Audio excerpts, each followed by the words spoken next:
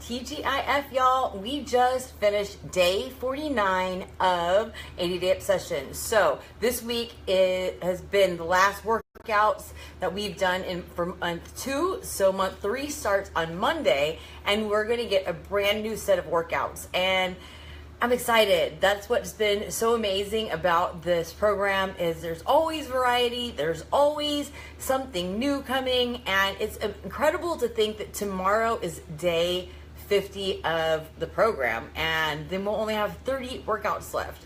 I was thinking today, I had somebody messaging me before I started to work out asking, they said they'd been watching me for a long time, and they wanted to know if I would be willing to work with them because they're 3,000 miles away. So I just thought I would share with everybody that it doesn't matter where you are. You can be, in Canada, Puerto Rico, across the United States, and I can still help you. Location doesn't have anything to do with my ability to help you.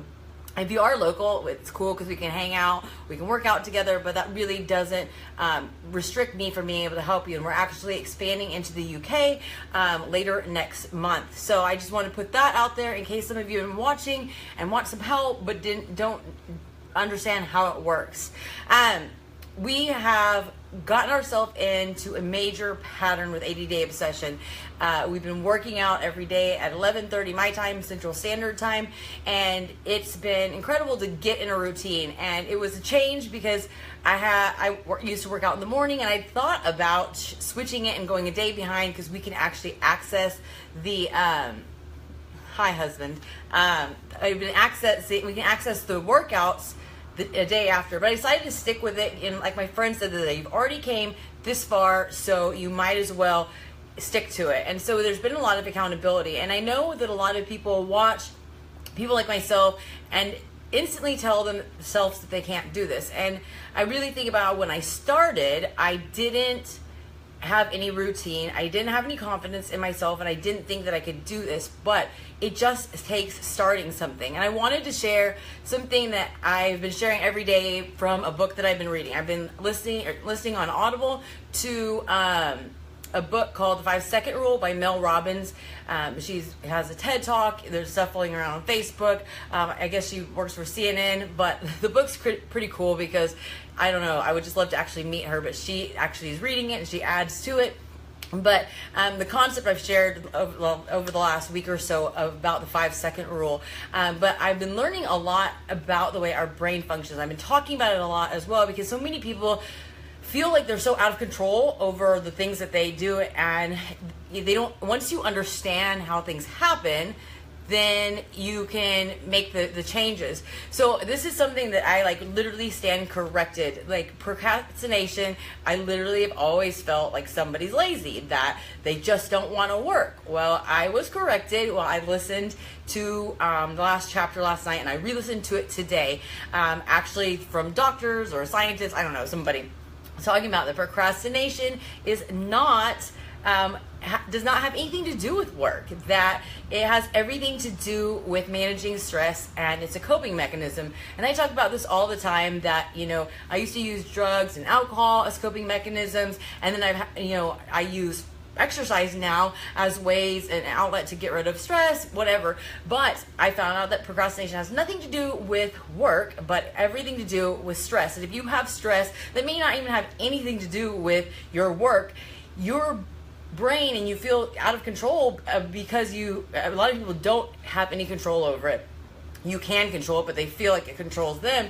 It's really just a coping mechanism. It's a matter of giving yourself, she called it emotional eating for your brain, that you may have a big task at hand and you're so stressed about your marriage, about your kids, about all these different things, and we as humans really come up with all sorts of stuff to worry about and to be stressed about that don't even matter and won't matter 5 years from now or when we're 90. But it's a coping mechanism, and so once you can pinpoint that, it really does help. But she said to be able to get over procrastination because it's a habit, you need to really come up with a ritual. And I was thinking about how in fitness is that I used to not ever work out. I hated working out. I said I hated working out, and now I love to work out. And I really consider myself as a model of somebody that loves to work out, and an influencer. But it just took like getting started, and that's what most people won't do. And really, to get over procrastination, the first thing is you have to understand where it's coming from, and it's really a coping mechanism.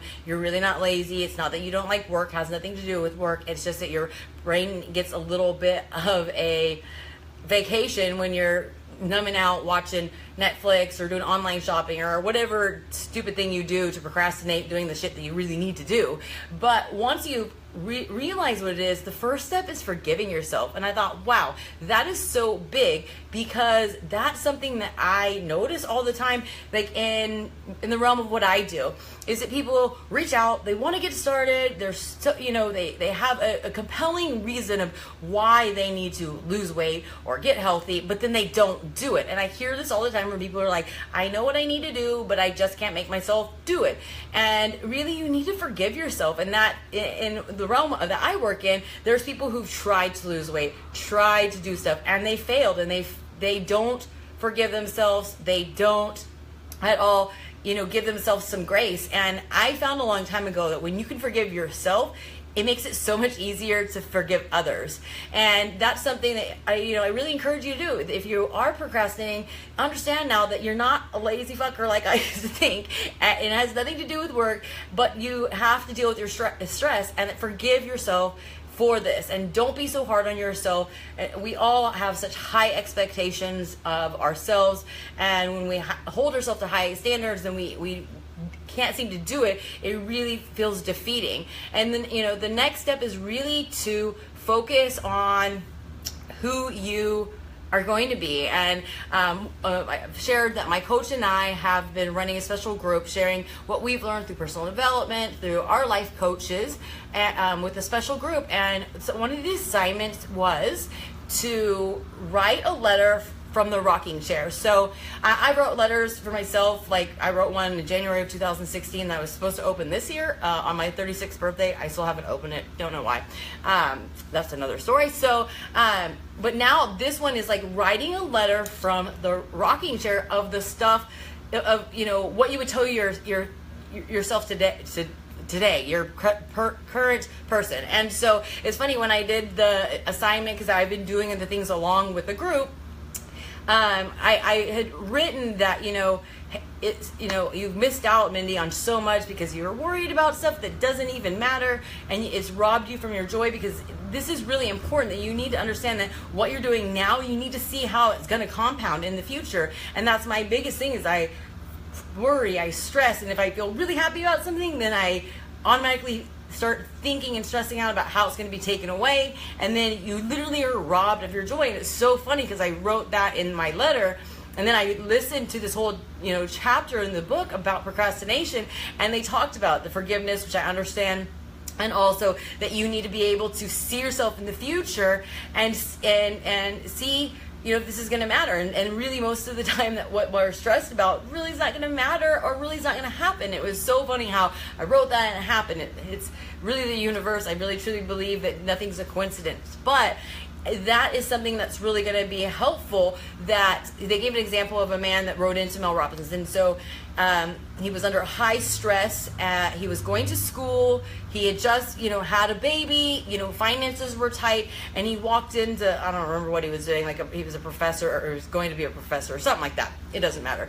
And he couldn't get his shit done, and he was getting so frustrated with himself. And so once he understood that it was really just a coping mechanism, and then he needed to forgive himself, the next thing he did was really focusing on, not right now of who he was now, but what would the future him do, the professor do? Would he come in and get sidetracked and blow shit off, or would he go in there and handle shit and get shit done? And that's something that we tell our kids too. I tell my kids all the time when they're like, oh, this girl's such a bitch and she did this to me, or can you believe that? And I'm like, does it really matter? You're gonna blow off this town, and when you're 30, you're probably not gonna give a shit. And so when you think about that, it helps you get out of your worry and get out of your head right now. And so those are some of the components that can really help you get past procrastination. But I really thought I'd share that with you because I realized that I was wrong in the way I viewed procrastination. And I myself have been really stuck in the habit of feeling overwhelmed and then finding myself, I have a to-do list, and I will just be so stressed about life, and then I'll pick the easiest thing to do instead of doing the thing that would be the most productive. And so I know that I'm not the only one because I hear this all the time from everyone. So I just thought I'd share that, and I highly recommend this book for anybody, because it really is about helping you get into a pattern, get into a just getting started to move your life forward. And she goes into, like what Tony Robbins talks about is we really will just create things to make ourselves suffer because that's an addiction. And she goes in to talk about, confidence, getting over fear, not getting caught up being worried, and really just shares her story. And it's pretty interesting. She's got a story a lot like myself, that she has battled mental illness, which kind of started as postpartum depression after she had her first child, which that's really when I noticed my depression after I had Haley. And so I feel that there's more and more people coming out sharing their stories of imperfection, and I really encourage you to read that, because when I started digging into personal development, that's when I had this huge aha moment that I wasn't a fuck up, that all these people who've written books, who've found success, they too had things go wrong in their life, obstacles, they had, heartache, they had made mistakes, they'd failed at a million things, and then those things are what catapulted them and landed them into success of writing a book or being a speaker or something. And so it's easy to get caught up and not forgive yourself for the shit you've done, or feel sorry for yourself for the shit people have done to you.